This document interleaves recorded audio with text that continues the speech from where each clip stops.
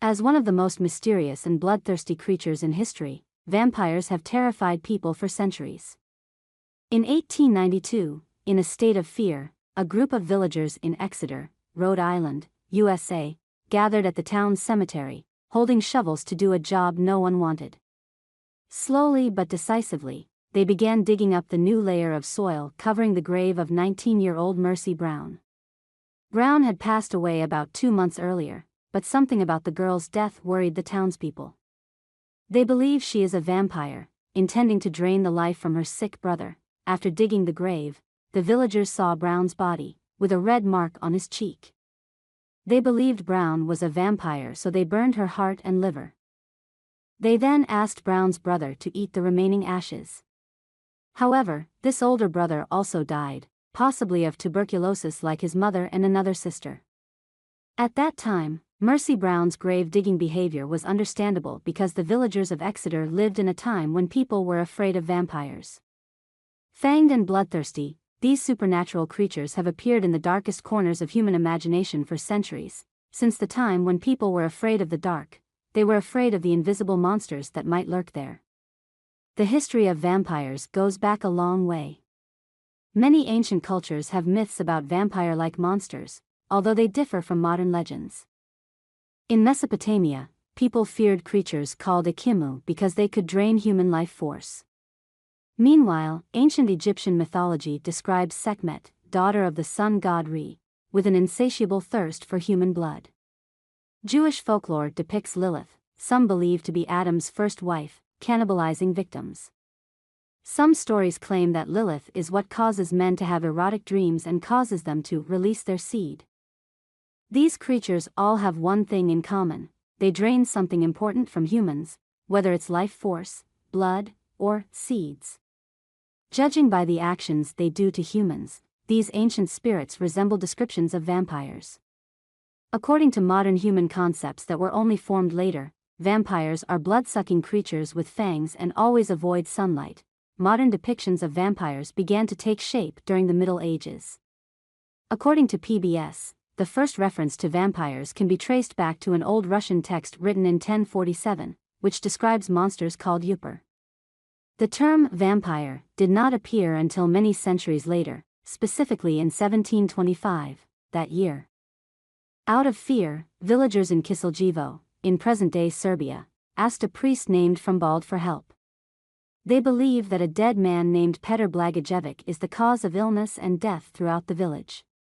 Not only did his widow claim that she witnessed it, but 9 other villagers also confirmed that he had lied on top of them and strangled them during the night. About 24 hours later, all were dead. Rabbi Frumbald wrote to his superiors saying that the villagers knew exactly what they were facing, a vampiri, the Serbian word meaning back from the dead. Mr. Frumbald himself performed the autopsy and found that Blagojevic's body appeared to be completely fresh and even had fresh blood around the mouth. When the determined villagers drove a stake through Blagojevic's body, Mr. Frumbald reported that a lot of completely fresh blood flowed from the dead man's body. News of Mr. Frumbald's report and similar reports quickly spread. Today, we know that it wasn't just the Serbs who crusade against vampires. In recent years, archaeologists have discovered vampire cemeteries in Poland. There they found a woman buried with a sickle across her neck and a child with a padlock around his ankle. Both date from the 17th century. There is also a mass grave containing beheaded vampires from the 18th to 19th centuries, with coins in their mouths and bodies riddled with bricks. Override, like the case of Mercy Brown, Kisiljevo villagers killed Blagojevic again even though he was already dead to prevent the spread of disease around the village. Villagers in Poland probably did something similar, although it's possible that some of the vampires in those cases were simply social outcasts. In fact, scholars suspect that many people's ideas about vampires today are based on misunderstandings about the disease and how it spreads. In the case of Blagojevic and Brown, people used vampires to explain when a certain disease spread. But they also used vampires to explain the symptoms of illness, and these symptoms became signs of vampires in the eyes of many people. Rabies is an example. Rabies outbreaks in Europe during the 18th century were associated with stories of vampires. Symptoms of the disease such as insomnia and photophobia are completely consistent with the modern concept of vampires, creatures that sleep during the day and prowl at night.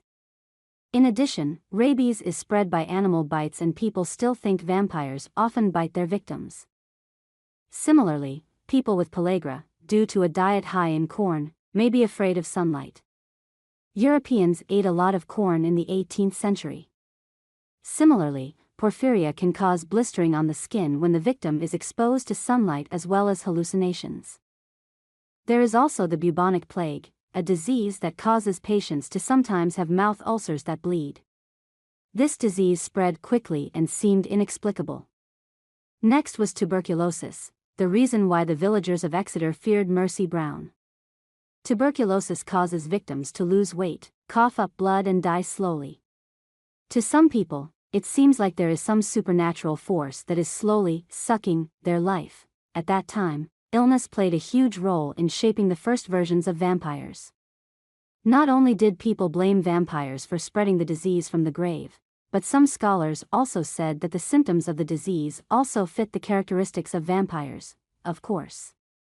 All of this might still be little-known legends if vampires weren't appearing in best-selling novels. Vampires in poetry. In the decades after Blagojevic's body was staked to the heart, vampires began to appear in poetry and prose. German poet Heinrich August Ossenfelder wrote Der Vampir in 1748, about a young woman seduced by a vampire. After him, English poets also wrote about vampires, including John Stagg with the poem, The Vampire, in 1810 and Lord Byron with the poem, The Giaour, in 1813. In 1819, the story, The Vampire, by John William Polidori appears, perhaps the first prose vampire work in English. This work tells the terrifying story of a noble who seduces women and drinks their blood. Between 1845 and 1847, stories about vampires became even more widespread when Varney the Vampire appeared. This work depicts some common vampire characteristics, such as having long fangs. Then, in 1897, Bram Stoker's Dracula was born. Characters in Stoker's novels describe Dracula as having sharp teeth and unusually pale skin, a cruel appearance, and showing off a smile that Judas in hell would be proud of. Dracula has superhuman strength, has no shadow, and turns people into vampires by sucking their blood. In addition, he also has the ability to transform himself into a bat. But Stoker's vampires also have weaknesses such as fear of crosses and garlic. Depictions of Count Dracula have changed over the years. Some films depict Dracula as sweet and charming, other films portray this character as scary and bloodthirsty. Although Stoker was not the first writer to describe vampires, Dracula is the character that many people think of when imagining a vampire's appearance and actions. In short, Dracula is a fictional character, but it is said that art originates from life. So are there any examples of real vampires? The question is, do vampires exist? To the villagers who dug up the graves of Mercy Brown and Petr Blagojevic, they would definitely answer that there were vampires. But the answer really depends on how we define the term vampire. If you think vampires are zombies or people who can turn into bats, the answer is that there are no such creatures. But in reality, there have been violent rulers and serial killers throughout human history. The most famous example is the brutal ruler of 15th century Wallachia, now Romania, nicknamed Vlad the Impaler. This ruler was also known as Vlad Dracula and loved blood. He drove stakes into thousands of enemies, and once wrote a letter boasting about how he and his warriors had killed 23,884 Turks. He is even said to have caused the deaths of over 60,000 other people. It is also said that Vlad Dracula dipped bread in the blood of his enemies and ate it. However, this information is difficult to verify. Some people believe that writer Bram Stoker based the character Dracula on Vlad Dracula. Scholars have debated the veracity of this in recent years, and National Geographic magazine asserts that Stoker relied on a variety of sources. However, in reality, Stoker came across the name Dracula while reading a history book. Then he wrote an important note, Voivode, Dracula in Wallachian means devil. The Wallachians have a habit of using Dracula as a surname to call those who are widely known for their courage, cruelty, or cunning. then the world had serial killers with clear vampiric tendencies. Fritz Haarmann is an example. He was a serial killer in Germany in the early 20th century and was called the Hanover Vampire. He got this nickname because he killed some of his victims by biting their windpipes. He described it as a love bite. It can be seen that, although vampires do not really lurk in dark corners, the truth is that these creatures have haunted the human imagination since ancient times. Vampire demons like Lilith first appeared several centuries ago. Medieval fears of death and disease only reinforced the macabre myths of vampires. But it is authors in recent history who have helped us visualize vampires as they are today. The poem Varney the Vampire, and of course Bram Stoker's Dracula vividly portray the familiar blood-sucking ghost that terrifies audiences in modern times. Today, vampires have taken a new turn through movies like Twilight and TV shows like True Blood, continuing to renew the vampire myth once again.